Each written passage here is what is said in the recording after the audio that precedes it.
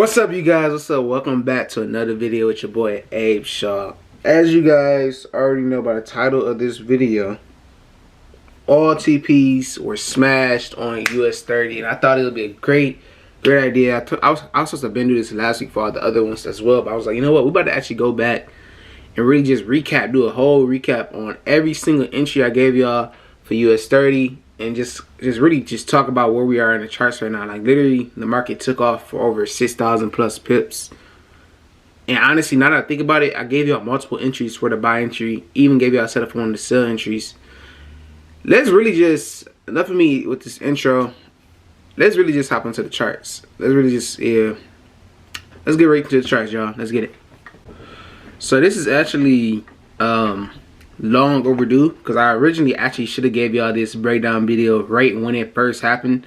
So as you guys know, on Sunday, give you guys the breakdown, talking about how we were at the bottom of the zone, really a major bottom of the zone level on US30. When we look at the 4-hour and the day chart time frame, it was a beautiful double bottom setup that played out on the charts. As you guys know, and for those that don't know, a double bottom is basically like a pattern that you'll see in the market that indicates that the market is getting ready to go for an uptrend, right? So typically, like when you put, the biggest and best way that I would say to find a double bottom is just look for a simple W on the chart, right? Look for a simple W pattern on the chart, right? So as you can see here go your W pattern right here in the market. Obviously, at the time, you didn't know this was a W yet, but you did understand, or me as your YouTube mentor, as I'm teaching y'all on here, you did understand we had our first retest. We had our first identification that this was a support level over here. Then we understood as the market opened up, we were getting near that same major support level on the 4-hour and the day chart time frame. With us understanding that, I had us get in. I literally gave you a perfect example of basically like what it looks like in my US30 Set chat, where I'm looking for a super sniper entry on US30 right here at the wick. Literally came down to this area, looked over to the left of the chart. I was like, all right, this is like the furthest this support level came, and I know how US30 operates. It's gonna want to come back to retest dang near that major support level before it actually takes off, especially if it was in an area that was like roughly in that range. Like, what is 1,200 pips for US30 to pull back to for a major move, just so it could take off for the next setup, right? So these two lines in particular. I believe this line in particular was when I was telling y'all that, okay, if we come back to the top, we can look for short positions for the sell. So I'm going to get rid of this one for right now. And I want to really just focus in on the buys, right? So two things I want to point out. I remember somebody had DM'd me asking me, like, hey, like, what was the risk to reward on that, right? So I think I told y'all the stop loss was like 350 pips or 400 pips on this. But as you can see, once it wicked our entry, we had zero drawdown. The only drawdown that we had on this trade was basically the brokers getting their swap fees out of it and the commission fees out of it, right? That's it. Besides that, we caught a super sniper wick entry, and we've been in blue for the entire week. We have not seen US30 come back to this price, right? And then as I was watching the video back for the YouTube, I forgot, because I was supposed to put, I said I wasn't going to put it in the free signal chat because I was like, okay, I want y'all to watch the video. If you watch the video, then I know that you got this other free setup that I gave y'all. This was the first sniper entry at 33. I think it was 626 was the entry area officially. The first sniper entry was here, but then I gave you guys another buy entry at 33820 once the market actually broke back above that zone. And once again, once it broke above 33820, straight blue, right? Another entry that I gave y'all where the market actually like took off, potentially came back to retest, but never really officially came back to entry. And as you can see, once again, the rest was history on this setup as well. And here we are now on the charts. Hold on. So we got one trade that you could potentially held. That's crazy, bro. I be going off on it. I know I go crazy in the US30 chat, but to really give y'all this like high quality of a setup like this, where you could have potentially, like, the one move, if you would have held this position all the way back to the top of the zone, technically the furthest it went was 9,000 pips. But I'm going to just say, currently, let's say where we are right now. This is 8,000 pips off of this trade. And then you have the second entry that you still could have capitalized off of at 33820 that took off for another whopping 5,800 pips. Now, if I was to put a 0.01, that means the micro lot. That means the minimum lot size that you could place on this move. A 0.01 times 8,000 pips, right? That's $804. $804 at minimum could have been made off of this one swing trade. And then when people ask you, oh, like how much drawdown was you in? What's drawdown?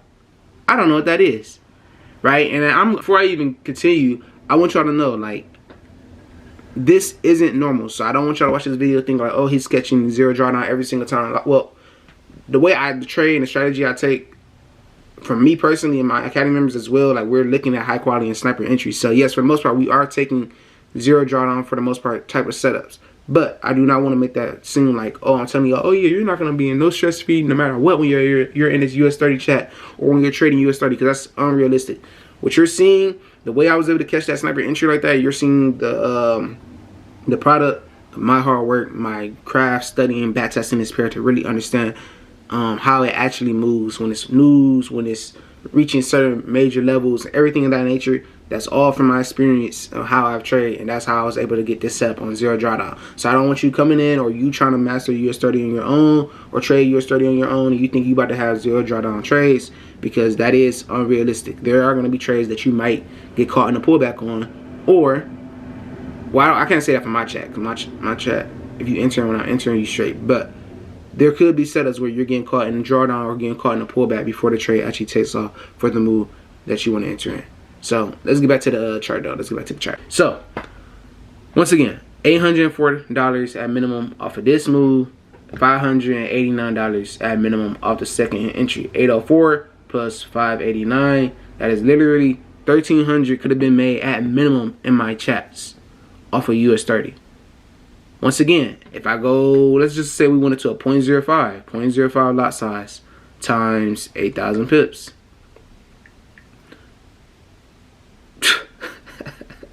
That is 4 bands. $4,000 off of the first entry. $4,020 to be exact. $4,000 off the first entry. And then 0.05 times 5895. 5895. That's 0 times 0.05. 2947. So 2947 plus 4,008. A whopping 6,900. Off of 2 trades. That was me dropping my phone, if you heard that in the background. Off of 2 trades, you could have made a minimum, off of a 0.05, $6,900. And I could continue to go on. I could go 0.10, and then it would be 8,000 plus 5,000. I could go a dollar lot, then it would have been 80K. Like, I could really get into it. I could really talk more in details about, like, depending on whatever your lot size is. Even for my funded account traders, my swing traders, my funded account people.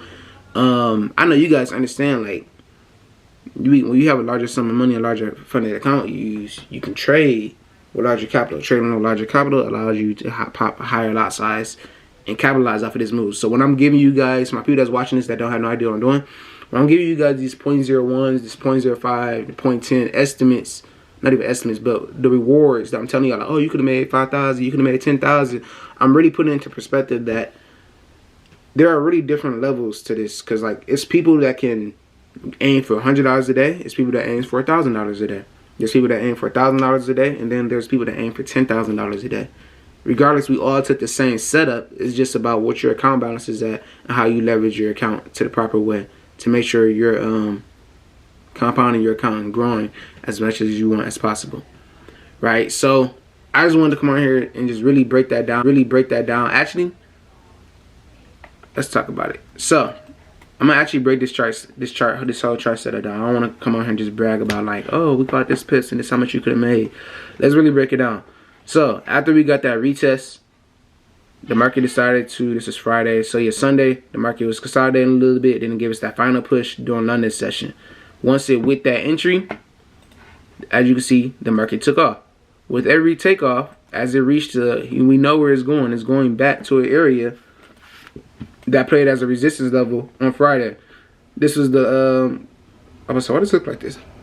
Excuse me. This was, at the time, the last previous high in the market, the last lower high in the market before that started the sales. So, of course, we was expecting that retest back to this price. So, once we got that retest back to this price, it's only right that US30 rejected that price. But as long as this candlestick didn't close below this candlestick, right? So that would mean we would have had a bearish engulfing candlestick. And if you don't know what a bearish engulfing candlestick is, a bearish engulfing candlestick is a candlestick that closes below the previous bullish candlestick. So here you have like the market was going up for the buys, and then you got a strong bearish candlestick that closes below the previous bullish candlestick, which is an indication that a reversal is happening in the market. So as you can see here, we got that bearish engulfing stick candlestick right here, and then the next candlestick took off for the downtrend.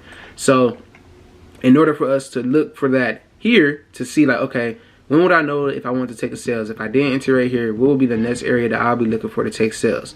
I will wait until the price push back down to around 33820, and then I'll be looking for the sales either back to here or back to this retest zone right here.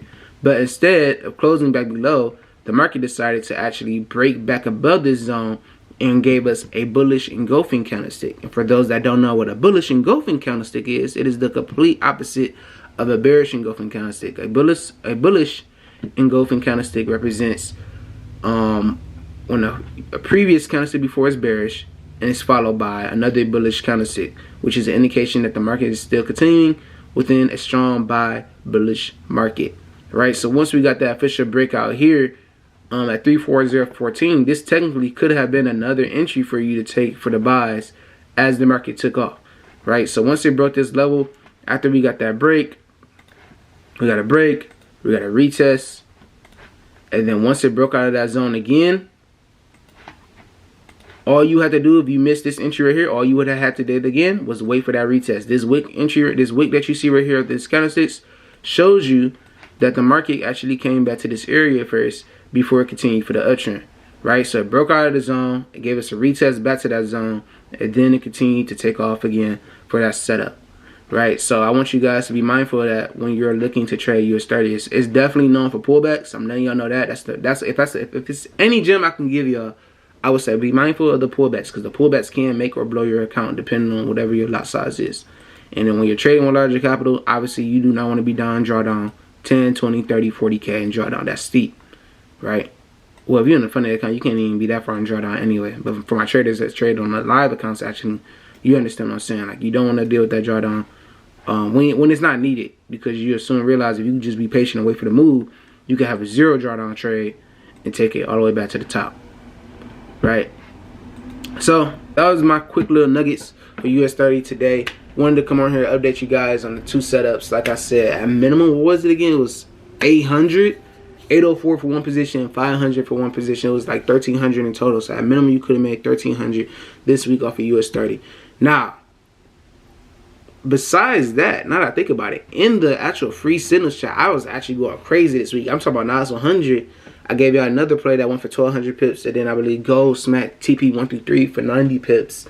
And then I may have given y'all one more setup, but I was like, bro, I'm not giving y'all this many free setups. I gave y'all 2 of these gems back to back to back. So I'm like, I don't want y'all getting greedy. I'm gonna let y'all relax. But like I said in the chat, if you would like access to me and full access to all my US30 signals, SBS, Germany 30 with Nas 100, whatever chat you want interested in. But if it is US30, make sure you go ahead and head to the academy and enroll in the signals chat.